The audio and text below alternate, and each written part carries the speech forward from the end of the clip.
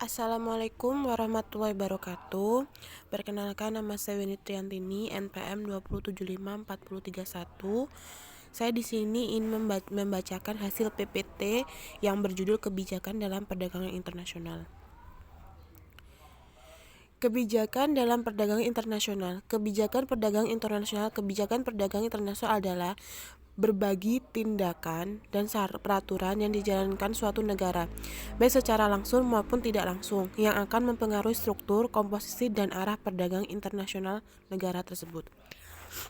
Yang pertama, kritik terhadap perdagangan bebas, argumentasi ekonomi yang melawan free trade. Yang kedua, perdagangan bebas menguntungkan negara maju, ada campur tangan perusahaan asing.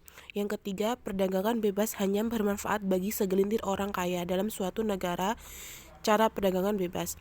Yang keempat, menambahkan offshoring, mobilitas modal dan keunggulan bersaing serta menyulitkan dan lain-lain. Argumen sosial politik yang melawan free traditional. Yang pertama, perdagangan bebas mengikis keanekaragaman budaya. Yang kedua, perdagangan bebas mengikis keamanan sosial. Yang ketiga, perdagangan bebas mengikis keamanan nasional, regulasi dan aturan hukum menjadi lebih rumit. Yang keempat, konsekuensi keuangan akibat pergerakan modal. Yang kelima, stabilitas sulit dikontrol prakteksi perdagangan.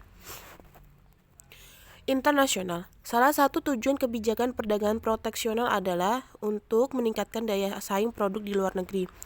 Alasan dilakukannya pembatasan perdagangan yaitu yang pertama, dengan mengurangi atau membatasi impor, devisa dihemat atau keeping money at home, barang dan uang dinikmati di negara sendiri. Yang kedua, melindungi pasar sendiri hanya bagi produsen domestik, bisa berakibat bermanfaatan sumber daya domestik tidak efisien. Yang ketiga, dengan menyamakan harga domestik dengan harga impor atau schematic tarif, memungkinkan produsen domestik bersaing dengan luar negeri, tetapi akan mengeliminasi persaingan internasional. Yang keempat, menciptakan kesempatan kerja pada industri domestik. Yang kelima, mengurangi defisit neraca perdagangan atau balance of payment atau BOP, kebijakan tarif. Tarif adalah pungutan yang dikenakan terhadap barang ketika masuk atau keluar batas negara.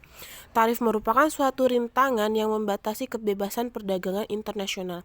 Salah satu untuk pengenaan tarif adalah pajak barang impor dengan tujuan menaikkan harga produk tertentu sehingga dapat mengurangi persaingan bagi produsen lokal atau merangsang produksi lokal.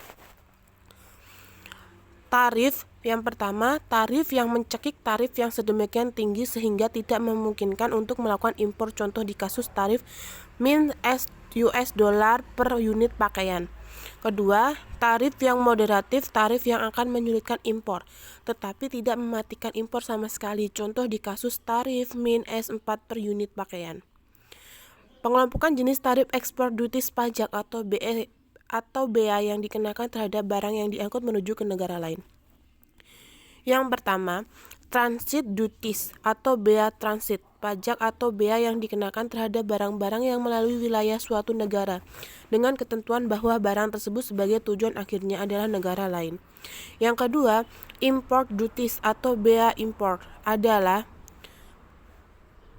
atau pajak bea yang dikenakan terhadap barang-barang yang masuk dalam custom area suatu negara dengan ketentuan bahwa negara tersebut sebagai tujuan akhir dampak pengenaan tarif impor. Price effect menyebabkan harga barang di dalam negara naik. Consumption effect menyebabkan jumlah barang yang diminta di dalam negara menjadi berkurang. Import substitution effect, pengenaan tarif dapat meningkatkan jumlah produksi barang substitusi dan dalam negeri. Redistribution effect, pendapatan yang diterima akan meningkatkan pendapatan yang diterima pemerintah, kemampuan pemerintahan dalam. Proteksi tarif.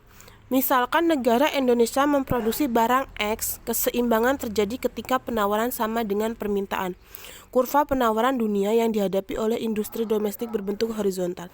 Terima kasih. Wassalamualaikum warahmatullahi wabarakatuh.